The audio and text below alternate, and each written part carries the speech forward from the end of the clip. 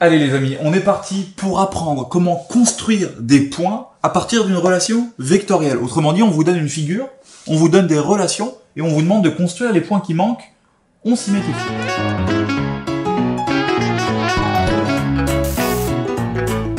Pour construire des points à partir d'une relation vectorielle, il y a deux cas. On va commencer par un cas simple et dans la deuxième partie de la vidéo, on va faire le cas qui est compliqué. Ça, c'est ce qui tombe au contrôle. Mais il faut avoir compris ça avant. Donc, restez jusqu'au bout et regardez ce qui se passe. Nous, on veut construire le point D tel que le vecteur CD soit égal au vecteur AB. Donc, pour qu'on comprenne, je vais déjà faire apparaître le vecteur AB en bleu. Comment est-ce qu'on peut construire le vecteur CD pour que quand je parte de C et que j'arrive à D, j'ai fait le même chemin que quand je pars de A et que j'arrive à B? Comment je peux construire le point D pour que j'ai le même chemin entre C et mon point D qui est quelque part que là? Eh ben, c'est pas compliqué. On va prendre notre vecteur, on va le décaler ici. Je remets mon AB là. Et mon point D, c'est le point qui sera au bout. Je vérifie, est-ce que ce vecteur-là est égal à ce vecteur-là? Oui, ils ont bien la même longueur, à peu près, je l'ai fait à main levée. La même direction, ils sont tous les deux parallèles. Et le même sens, ils vont de la gauche vers la droite, de la gauche vers la droite.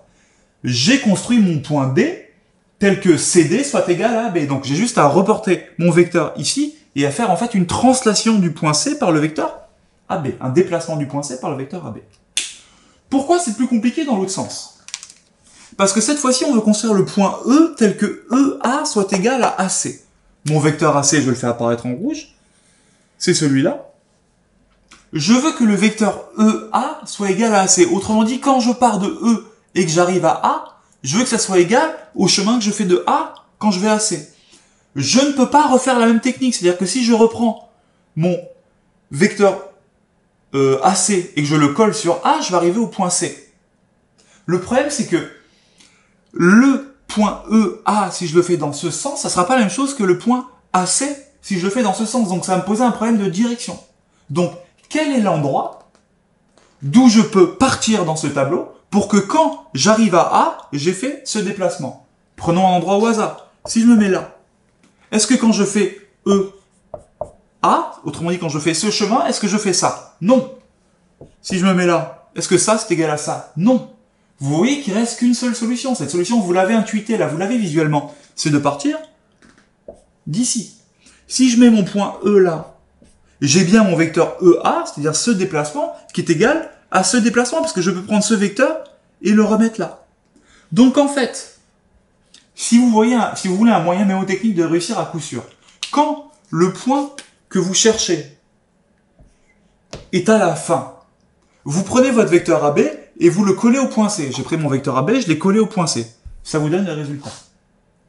Quand le point que je cherche, il est non pas à la fin, mais au début.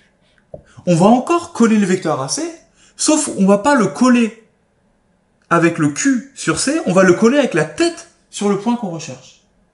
Ça nous permet de trouver le vecteur E. Ça commence à être un exercice difficile. On vous en a mis en dessous, il faut absolument que vous vous entraîniez à faire ça. C'est les premières questions des exercices de contrôle, et si vous n'avez pas réussi à faire ces questions, si vous n'arrivez pas à placer ces points E et D, vous ne pourrez pas faire ce qu'on attend de vous par la suite. Entraînez-vous, vous allez y arriver, c'est sûr, vous êtes des champions. À vous de jouer.